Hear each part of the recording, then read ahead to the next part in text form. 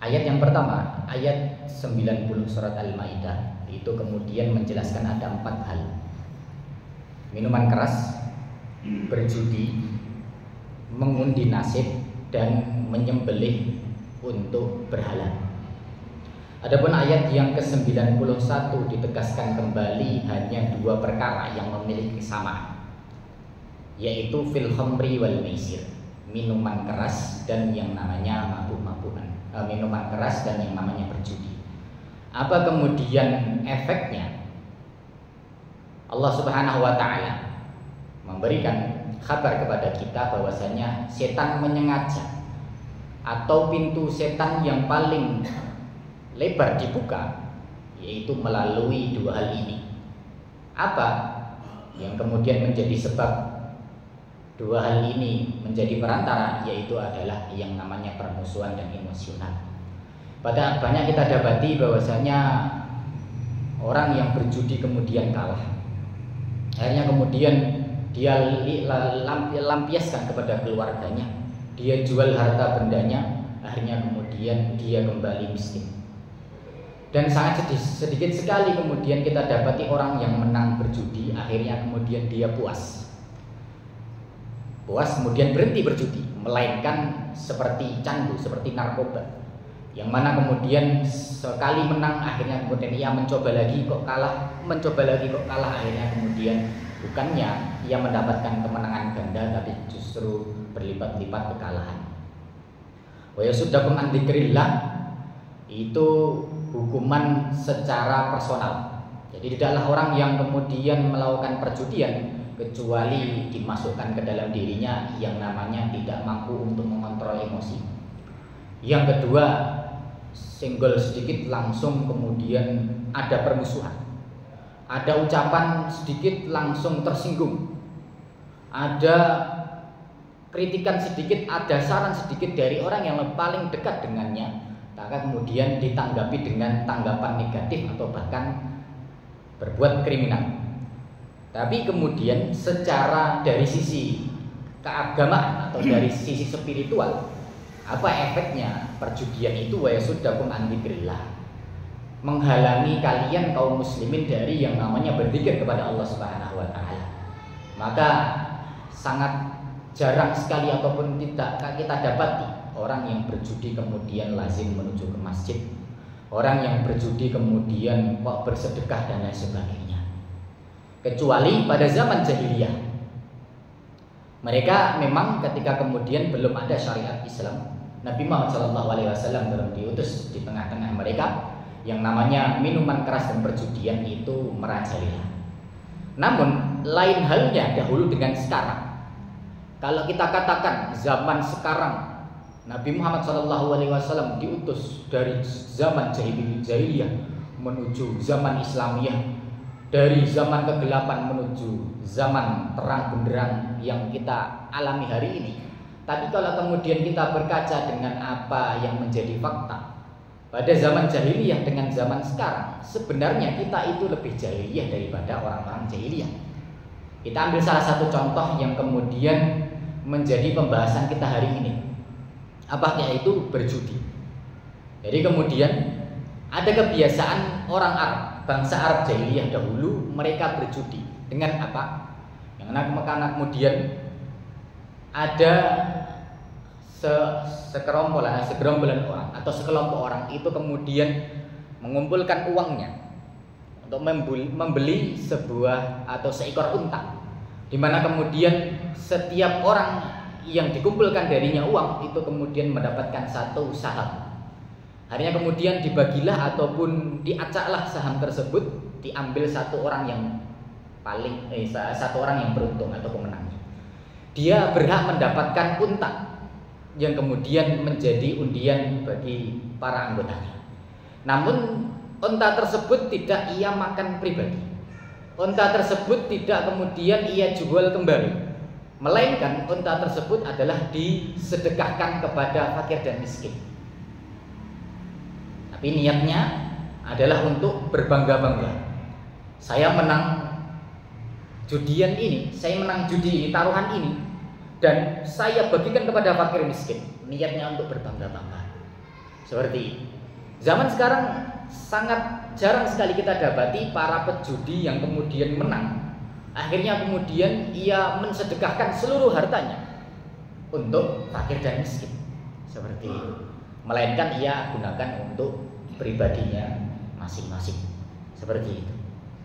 Jadi kemudian kita kembali lagi, seburuk-buruknya kaum musyrikin jahiliyah, mereka tetap mengenal yang namanya akhlakul karimah, akhlak yang baik. Mereka tetap mengenal yang namanya kedermawaan. Mereka tetap mengenal yang namanya kesatriaan dan sebagainya. Wa yasuddakum an dzikrillahi wa anis shalah. Yang pertama adalah mengingat Allah, yang kedua adalah yaitu sangat jarang kita dapati orang yang berjudi itu kemudian mendirikan sholat.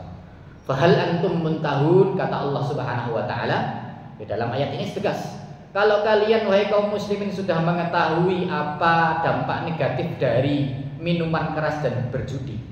Apa?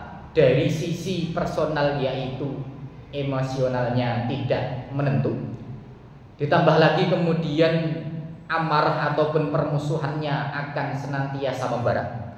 Di dalam satu sisi yang lain, yaitu sisi spiritual dia, itu kemudian dia dijauhkan oleh Allah Subhanahu wa taala untuk mengingat Allah. Dijauhkan oleh Allah Subhanahu wa taala untuk mengingat bahwasanya ini ada kewajiban sholat dan lain sebagainya. Seperti itu. Fahal antum muntahun, lantas kapan lagi kalian berhenti?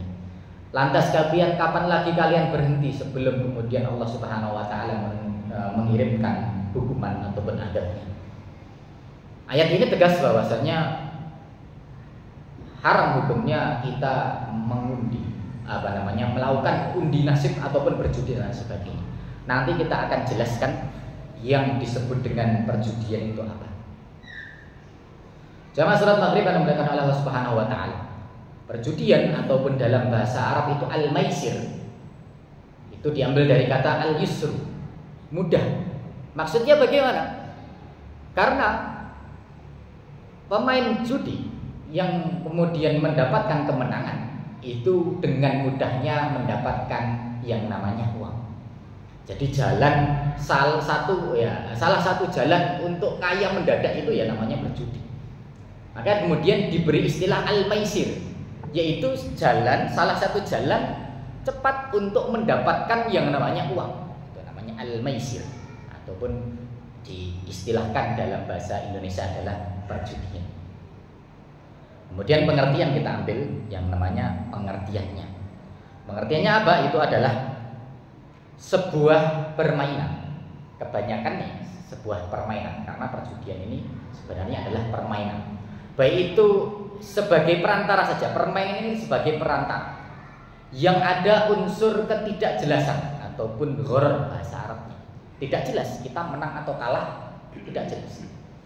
Lain halnya dengan kita ketika bekerja ataupun kita berjual beli dan lain sebagainya, itu sudah jelas. Saya punya barang, misal saya punya telur, 1 kilonya mungkin 18.000.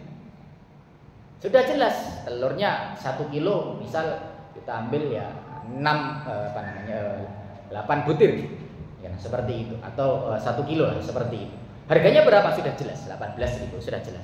Sedangkan yang namanya perjudian adalah sebuah permainan yang dimana kemudian ujungnya adalah ketidakjelasan ataupun yang mencari untung atau mencari nasib, seperti itu. Ada dua kemungkinan, baik itu dia untung ataupun rugi, seperti itu. Namun kerugian itu didapati oleh mayoritas penjudi. Karena apa? Ya yang namanya pemenangnya itu hanya segelintir orang dibandingkan dengan yang ikut menjadi peserta, seperti itu. Sarana ataupun sarana ataupun wasilahnya yaitu permainan. Baik itu permainan melalui adu ayam dengan taruhan, atau kalau pada zaman dahulu adalah adu unta. Di unta itu kemudian diadu. Nah, di Arab ya, unta diadu seperti itu. Atau adu budak. Yang namanya kemudian fulan memiliki budak dan fulan yang lain memiliki budak, akhirnya kemudian disuruh berkelahi. Mana yang menang, maka budak yang kalah jadi miliknya. Seperti itu. Sekarang modelnya permainan sangat beragam sekali kan, seperti itu. Selama di sana ada taruhan, gitu kan, baik itu harta ataupun jiwa, itu termasuk judi. Kita ambil salah satunya, yang paling lumrah adalah harta, kan seperti itu. Kalau kamu bisa mengalahkan saya dalam lomba lari ini, maka saya kasih kamu 10.000. Ayo kita futsal, nanti yang kalah bayari. Nah, ini termasuk judi, nah, seperti itu. Nah, mengundi nasib, ya nasib yang kalah nanti membayar, seperti itu. Jadi, ada juga kalau kemudian ya dulu ya mungkin kita tidak tahu ya, ternyata kemudian sejak kecil kita juga sudah lumrah yang namanya perjudian, cuma kita kemudian tidak menyadari bahwasanya itu adalah perjudian. Apakah itu? Ya bermain kelereng. Seperti itu, bermain kelereng. Gitu kan? Saya punya 5 kelereng, teman saya punya 5 kelereng, yang lain punya 5 kelereng, kemudian ditaruh di sebuah lingkaran yang seperti itu. Kemudian berapa kelereng yang bisa kita keluarkan, maka dia jadi milik kita. Nah, seperti itu. Tidak menentu. Ya, seperti itu. Yang bisa mengeluarkan banyak, ya kemudian dia dapat banyak. Yang tidak bisa mendapatkan, bisa mengeluarkan dari lingkaran tersebut 1 kelereng pun, ya kemudian dia tidak mendapatkan 1 kelereng. Nah, seperti itu. Ada lagi, kemudian gambar seperti itu. Ya gambar, kemudian dan sebagainya, banyak sekali. Nah, kemudian ternyata itu terkait dengan taruhan, meskipun ya kecil-kecilan, tetapi justru kemudian itu juga ada unsur-unsur yang namanya perjudian. Seperti itu. Pada zaman jahiliyah juga bentuknya banyak sekali.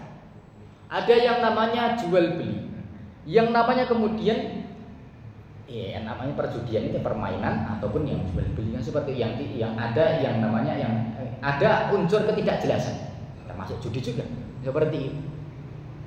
Contohnya ada sebuah akad atau transaksi yang namanya adalah al-mulamasah. Al-mulamasah. Apakah al-mulamasah itu adalah di mana kemudian ada barang dagangan, kemudian mata kita ditutup seperti itu, kemudian yang kita pegang itu adalah harus dibeli. Nah, seperti itu. Yang kita pegang adalah harus dibeli. Atau al-hasad, kemudian kita diberikan 1 batu, kemudian kita membayar sejumlah uang. Sejauh mana lemparan batu kita, maka sejauh itu pula kepemilikan tanah kita. Nah, seperti itu. Nah, itu kan. Dan lain sebagainya, banyak sekali. Jadi kaitannya dengan sesuatu yang ada yang namanya ketidakjelasan, baik itu permainan, taruhan ataupun yang namanya transaksi, maka itu adalah ada unsur-unsur yang namanya perjudian. Dan seperti itu. Meskipun yang namanya ketidakjelasan itu ada 2 macamnya. Ketidakjelasan dalam transaksi itu ada 2. Yang pertama adalah sesuatu yang lumrah, maksudnya dimaafkan. Yang kedua adalah ketidakjelasan yang merugikan merugikan salah satu di antara 2 pihak. Seperti itu. Contoh yang pertama atau macam yang pertama adalah sesuatu yang kita tidak bisa, ya kita sudah maklumi lah, seperti itu. Misal ada penjual gorengan, menjual gorengan, apa yang dia jual? Bakwan udang, seperti itu. Ya di 1 bakwan ada udangnya 1, cuma 1. Di bakwan yang lain ada 2, di bakwan yang lain ada 3. Nah, seperti itu. Ya lumrah lah. Tidak ditentukan. Pokoknya udang bakwan lah. Pokoknya di bakwan ada udangnya. Pokoknya di dalamnya ada udangnya. Adapun jumlahnya dan sebagainya juga tidak ditentukan. Seperti itu. Ini yang namanya ketidakjelasan, tapi ya sudah maklum. Seperti itu. Seperti itu. Ada lagi. Misal kita ke WC umum. Nah, seperti itu. Misal kita ke WC umum. Nah, seperti itu. Kencing 2.000, kemudian buang air besar 5.000. Nah, seperti itu. Gimana kalau kita buang air besar tanpa kencing? Nah, seperti itu. Atau kemudian airnya Bagaimana saya boleh nggak pakai air? Berapa gayung yang saya pakai? Harus yang boleh saya pakai? Nggak usah. Tidak dipermasalahkan oleh pemilik WC umumnya, kan seperti itu. Ngerti. Jadi yang namanya suatu yang samar-samar ataupun ketidakjelasan yang sudah maklum, maksudnya sudah dimaafkan, baik itu dari sisi pembeli ataupun penjual, itu maka tidak dipermasalahkan. Adapun yang kedua, yaitu perkara yang tidak jelas yang kemudian merugikan salah satu di antara dua pihak, maka itu termasuk dari yang namanya jual beli ataupun yang dilarang, ataupun ada unsur-unsur yang namanya perjudian. Seperti itu. Ada unsur-unsur yang namanya perjudian. Kita jual ikan yang masih ada di dalam kolam. Kita jual kambing yang masih ada dalam janin indukannya. Kita jual mangga yang masih ada di pohonnya dan sebagainya. Itu ada ketidakjelasan seperti itu. Meskipun di sana tidak ada unsur yang namanya perjudian. Kita tarik kembali yang pembahasan kita yang terkait dengan yang namanya perjudian. Seperti itu. Permainan tadi kita sudah jelaskan bahwasanya permainan bermacam-macam. Kalau bangsa Arab ya kemudian dikaitkan dengan pacuan kuda, pacuan unta, kemudian tanding unta, tanding kuda dan lain sebagainya. Seperti itu. Adapun yang namanya orang non-Arab ataupun orang Ajam pada zaman dahulu itu yang namanya adalah dadu. Seperti itu. Karena konotasinya kalau dadu itu adalah mengundi. Keluar angka 1 ataupun angka 2, angka 3 dan lain sebagainya. Itu kan mengundi. Nah, kemudian Abdullah bin Amr bin As mengatakan man la'iba bin narad kimaran kana ka'akil lahmil khinzir. Barang siapa yang bermain dadu dengan taruhan, maka ia ibarat memakan daging babi. Wa man la'iba biha min ghairi kimarin kana kal mudhini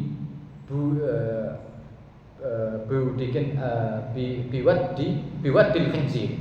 Barang siapa yang bermain dengan dadu tanpa ada taruhan, maka ia ibarat seperti kemudian mencelupkan tangannya ke dalam darah babi. Seperti ini. Ini penegasan bahwasanya sungguh yang namanya dadu dan lain sebagainya itu kemudian terkait dengan yang namanya taruhan pada zaman dahulu. Seperti itu. Meskipun para ulama ataupun jumhur ulama, mayoritas para ulama menegaskan bahwasanya hal ini adalah haram, kecuali mazhab Syafi'i yang mengatakan makruh. Seperti itu. Perjudian itu terkait dengan undian. Nah, seperti itu. Yang namanya undian itu tidak semuanya dilarang. Jadi ada undian yang dilarang, ada undian yang masih diperbolehkan. Seperti itu. Tidak semuanya undian dilarang. Ternyata ada undian yang diperbolehkan. Adapun yang mengundi nasib itu sudah jelas. Itu yang dilarang. Seperti itu. Jadi kalau saya lempar terkena sasaran, maka saya berangkat safar. Kalau tidak terkena sasaran, berarti ini Allah tidak meridhoi saya tidak berangkat safar. Seperti itu dan sebagainya. Tapi ada undian-undian yang diperbolehkan. Apakah itu undian-undian yang diperbolehkan? Yaitu adalah undian yang ditujukan untuk memilih siapa yang lebih berhak di antara sekian orang yang memiliki hak. Atau undian yang bisa menyelesaikan perkara, bukan mendatangkan perkara tapi bisa menyelesaikan perkara. Atau kemudian lazim dikenal dengan yang namanya Al-Qur'an. Dan seperti lazim dinamakan dengan Qur'an. Kalau pada zaman sekarang itu kemudian praktiknya banyak kita dapati ini undian juga. Kalau kemudian semua undian dilarang, maka hal ini juga dilarang. Apakah itu? Yang namanya arisan. Seperti itu. Arisan ini kan setiap bulannya itu kan yang keluar adalah satu nama saja. Dan seperti itu. Setiap bulan yang keluar adalah satu nama saja. Seperti atau setiap pertemuan kan seperti itu.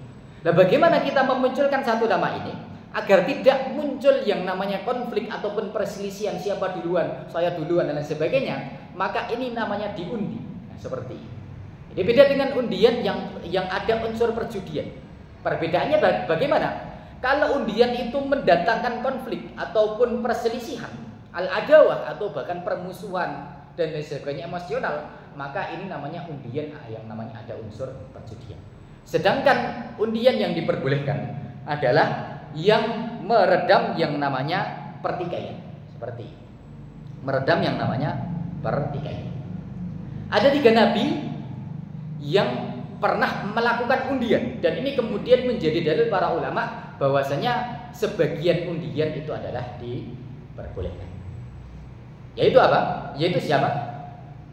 Yaitu yang pertama adalah Nabi Muhammad SAW. Tidaklah beliau berangkat menuju peperangan kecuali beliau kemudian disertai oleh 1 orang istri, seperti itu. Padahal istri beliau, kan? Ada 9 atau ada lebih, seperti itu. Pada ketika itu adalah ada 9 orang. Bagaimana memilih satu dengan yang lain tanpa ada kecemburuan antara satu dengan yang lain? Ya sudah, saksikanlah wahai para istriku, ini saham kamu, ini saham kamu. Setiap orang memiliki 1 saham, maka saya akan kemudian saya acak, saya ambil 1. Maka nama yang keluar itu kemudian akan saya ajak menemani saya untuk berperang. Seperti itu. Nabi Muhammad SAW itu juga mengundi, berarti. Ada juga Nabi siapa lagi yang pernah mengundi atau yang pernah diundi, seperti itu. Ada yang tahu kan? Nabi Yunus, ya. Nabi Yunus ini mau tidak mau itu terundi akhirnya kemudian, karena kapalnya sangat terbatas untuk dipenuhi oleh banyak orang. Akhirnya kemudian pokoknya tulis semua nama, dimasukkan ke dalam satu tempat, kemudian diacak, diambillah sejumlah orang, di mana kemudian ketika kemudian namanya keluar itu akan dilemparkan ke laut. Salah satunya adalah Nabi Yunus, seperti itu.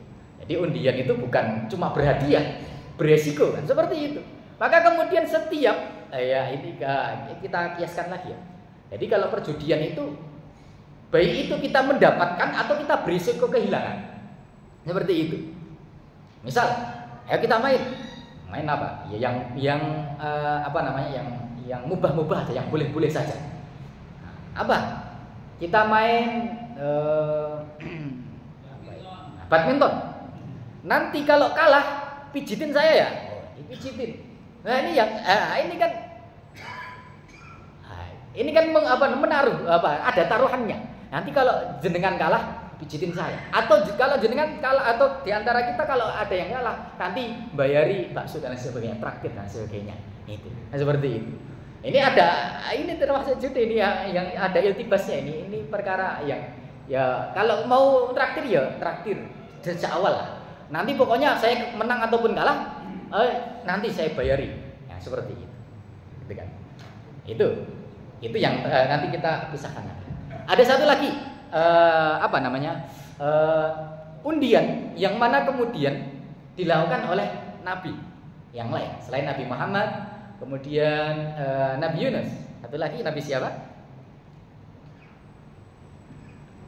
Nabi Zakaria alaihissalam. Nabi Zakaria alaihissalam itu juga pernah kemudian tidak menyengaja, tapi kemudian namanya dimasukkan ke dalam undian tersebut.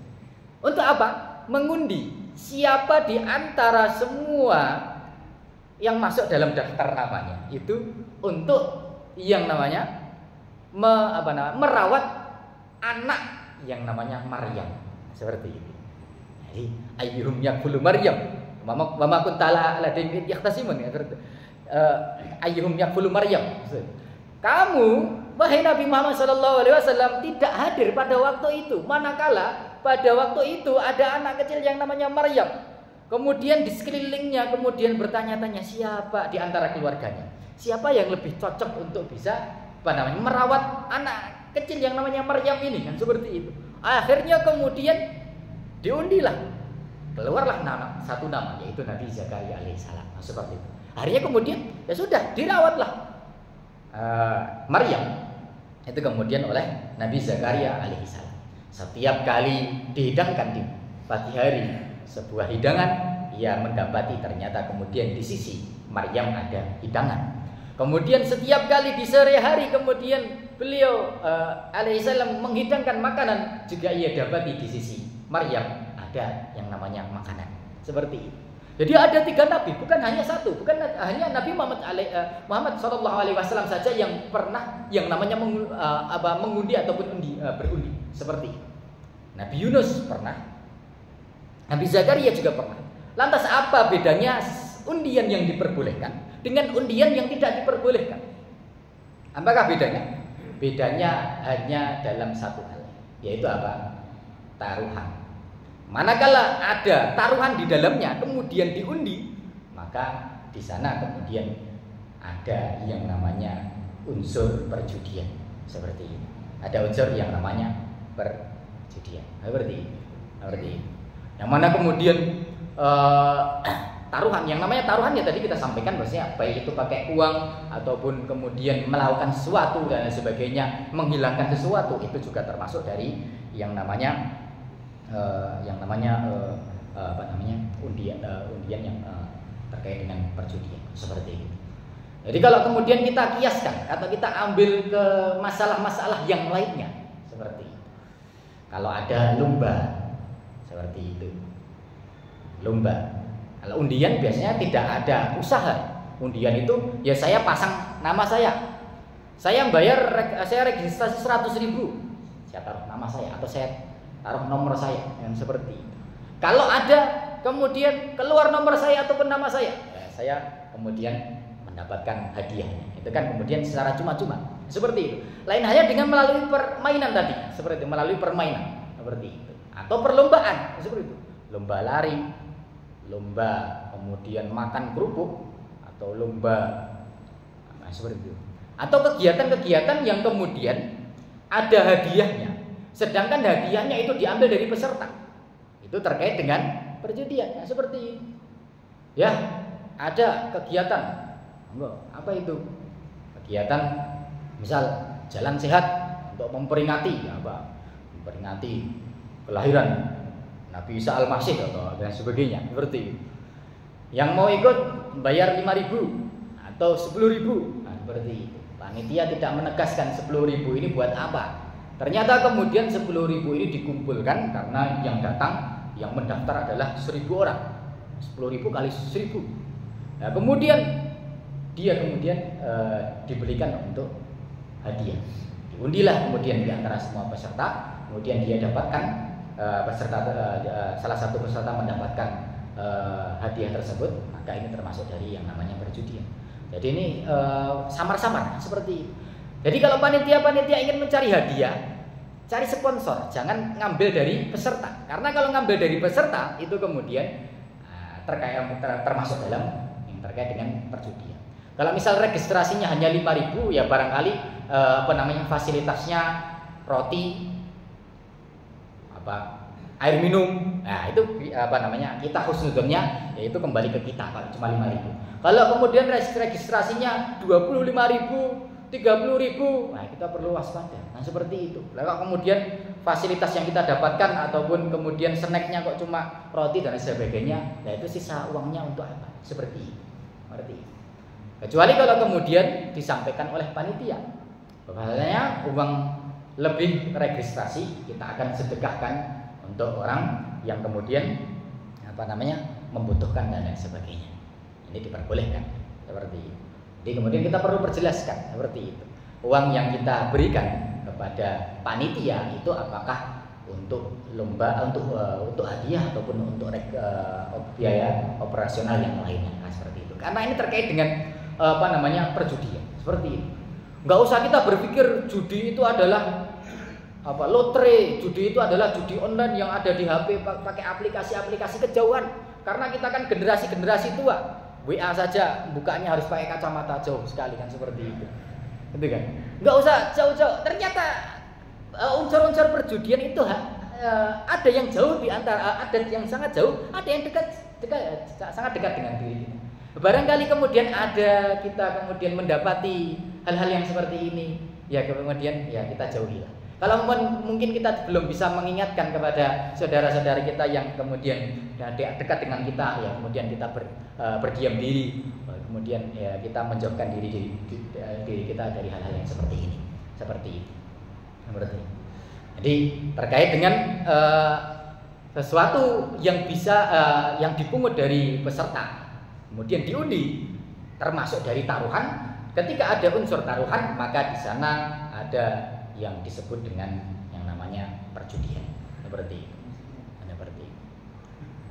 Kalau misalnya seperti ini, Pak, pergi ke Indomaret, minimal belanja 100.000, nanti dapat 1 kupon, berhadiah mobil, kumpulnya dimasukkan situ, atau di toko-toko dan sebagainya untuk promo seperti itu kan. Bagaimanakah dengan kupon undian kan, seperti itu, kupon undian ini kita lihat dulu kan, seperti itu, dari sisi penjual dan dari sisi pembeli, seperti dari niatnya penjual dan niatnya pembeli kan, seperti itu.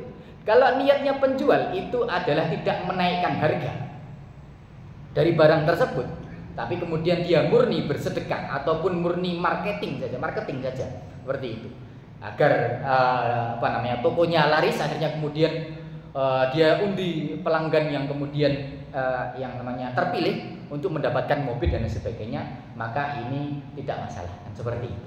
Tapi kemudian kalau ada harganya dinaikkan, kemudian uangnya itu kemudian sebagian uang yang harga yang dinaikkan itu sebagiannya untuk dibelikan hadiah, maka ini juga termasuk dari taruhan kan, seperti itu.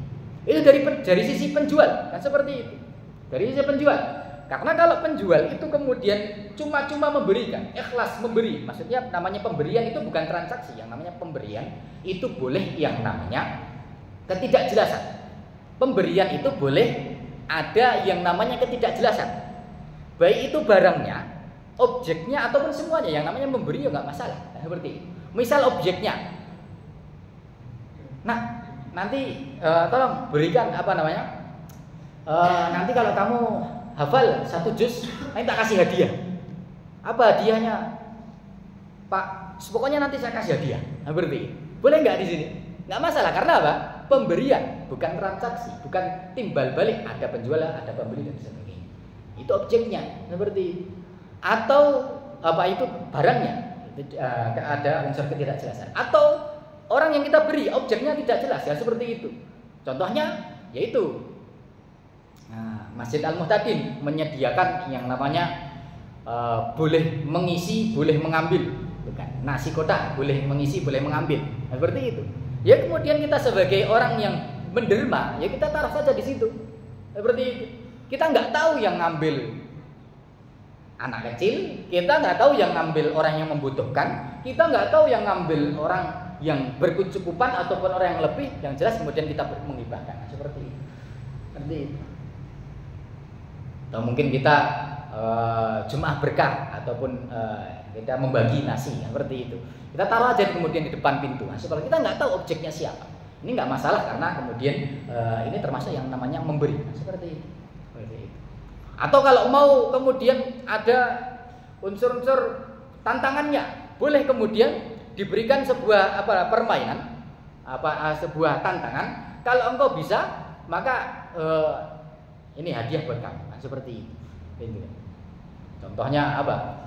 Kemudian ya kita kasih bola bagi jamaah Masjid Al-Muhtadin yang hadir di salat subuh. Monggo boleh diberikan satu kesempatan untuk apa? Melempar bola. Kalau kena kaleng, nanti mendapatkan satu bingkisan, nah, seperti itu. Itu kan pemberian, nggak masalah, seperti itu. Kalau yang di basar malam, nah itu sudah termasuk yang namanya perjudian, ya, seperti itu. Bayar berapa kali lemparan? 5 kali lemparan. Nanti kalau lempar jatuh kalingnya semuanya, nanti dapat 1 pak rokok dan sebagainya, ya, seperti itu. Atau kalau yang sekarang online itu mystery box, seperti itu. Mystery box itu apa, Pak? Jadi kemudian ada kardus, kita nggak tahu isinya apa, tapi kemudian dijual secara online sejumlah 20.000 semua, sama rata sejumlah 20.000. Sampai rumah kita, baru kemudian kita buka, nah, seperti itu. Itu namanya mystery box.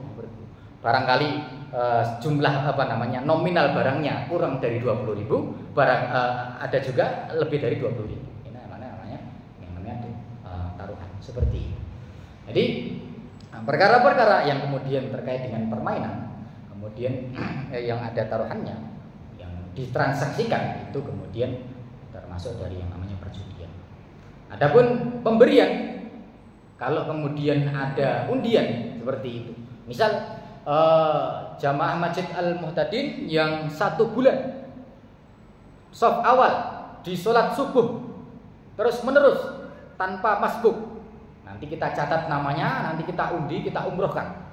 Nah, itu kan juga bisa seperti itu, mendapatkan sponsor dari muhsinin ataupun para penderma lain seperti itu. Jadi banyak sekali. Jadi yang namanya pemberian ini boleh ada yang namanya undian, dan termasuk dari undian yang diperbolehkan seperti itu. Adapun kemudian permainan-permainan yang ada taruhannya, jadi kita sampaikan bahwa hal itu adalah terkait dengan perjudian seperti itu. Kecuali 3 hal, dan ini kemudian menjadi wejangan Nabi Muhammad SAW. La sabqa illa fi thalathin, fi naslin wa fi huffin aw hafirin. Tidak ada yang namanya taruhan kecuali dalam 3 perlombaan. Apakah itu? Yang pertama adalah lomba pacuan kuda, kemudian pacuan unta, yang ketiga adalah memanah seperti itu. Kemudian para ulama menyimpulkan bahwasanya 3 hal ini diperbolehkan karena ada yang namanya menguatkan kaum muslimin yang namanya skill ataupun keterampilan untuk berjihad fisabilillah seperti itu. Jadi segala sesuatu yang terkait dengan perang ataupun jihad fisabilillah, perlombaannya, para ulama kemudian membolehkan hal ini. Sebagian ulama menjelaskan juga jihad ini bisa dikiaskan dengan dakwah seperti itu. Segala perlombaan yang namanya kemudian terkait dengan memakmurkan dakwah Islam, menyebarkan syiar-syiar Islam, yang kemudian di dalamnya ada yang namanya taruhan, undian dan lain sebagainya, maka di sini juga diperbolehkan ataupun dikecualikan seperti ini. Misal kemudian kita menyelenggarakan yang namanya musabaqah tahfidzul Quran, MTQ seperti itu. Pesertanya diambil registrasi sejumlah 100.000 seperti itu. Terlalu banyak 100.000, terlalu banyak yang seperti itu. Ternyata kemudian sebagiannya untuk hadiah. Karena ini termasuk perkara-perkara yang dikecualikan. Maka karena untuk menghidupkan syiar-syiar Islam, dakwah-dakwah Islam, ataupun kemudian jihad fisabilillah, hal ini undian ataupun taruhan, hal ini adalah kemudian diperbolehkan dan dikecualikan. Seperti ini. Adapun yang lainnya tidak diperbolehkan. Maka ketika ada unsur-unsur yang namanya kemudian melatih ketangkasan, berperang, gulat dan lain sebagainya, atau yang namanya menghasung para pendakwah, menghasung kaum muslimin untuk beribadah, perlombaan hal ini kemudian ketika di dalamnya ada taruhan, maka ini termasuk perjudian yang diperbolehkan. Sedangkan yang lainnya itu kemudian dilarang dan termasuk dari perjudian yang terkait dengan yang dilarang oleh Allah Subhanahu wa taala. Seperti itu. Jadi ini kemudian perlu kita waspada seperti itu. Ternyata tidak semua undian itu dilarang dan tidak semua perjudian itu kemudian ataupun taruhan itu juga dilarang. Ada taruhan-taruhan yang diperbolehkan. Apa saja tadi? Dari perlombaan-perlombaan yang terkait dengan jihad fisabilillah dan dakwah. Apa undian-undian yang diperbolehkan? Undian-undian yang diperbolehkan adalah undian-undian yang di dalamnya tidak ada taruhan.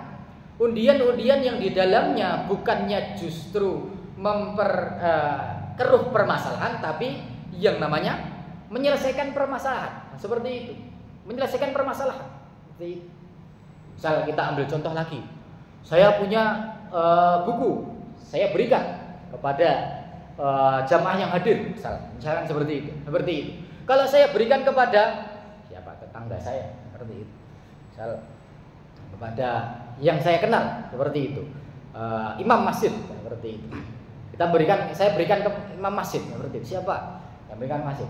Kemudian yang hadir, yang lain kemudian akan iri. ataupun akan berkecil hati. Kenapa? Oh, ini kan jenengan berikan kepada yang sudah tahu saja. Akhirnya kemudian agar tidak muncul yang namanya kemudian problema-problema yang lainnya, maka kemudian kita undi seperti itu. Tidak semua kemudian undian itu kemudian memunculkan masalah, tapi ada yang menyelesaikan masalah selama tidak ada yang namanya taruhan di dalamnya. Nah, kemudian kita pungkasi perkataan Imam Syafi'i rahimahullah taala, kullu maisirin khala anir rayhan. Ini ringkasnya di sini. Setiap yang namanya undian ataupun perjudian yang kosong ataupun tidak ada unsur taruhan, wa khala anil lisan wal lisani anit tughyan, dan kemudian lisan-lisan ataupun ucapan-ucapan para pesertanya itu bersih dari yang namanya cemooh dan maki-makian, wassalati anit nisyan, dan orang yang kemudian ikut undian ataupun perjudian tersebut kemudian tidak lupa terhadap yang namanya sholat, lam yakun maisiron, maka tidak disebut dengan yang namanya perjudian. Seperti itu. Itu perkataan Imam Syafi'i rahimahullah taala.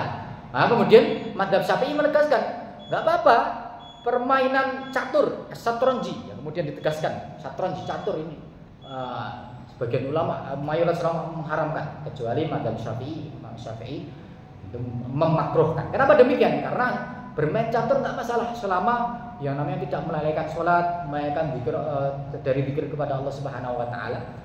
Maka kemudian khusus mazhab Syafi'i memakruhkan seperti itu. Tapi ini kemudian kita ikuti jumhur ulama yang kemudian ada dalil sharih yang menegaskan bahwasanya catur ini termasuk dari perkara-perkara yang dilarang oleh Rasulullah SAW. Seperti itu ya. Demikian. Semoga bisa kita kemudian amalkan bersama-sama ya. Barangkali kemudian ada unsur-unsur yang kemudian kita alami sendiri dalam problematika kehidupan kita, ada unsur-unsur perjudiannya, hendaknya kemudian kita lepaskan satu persatu.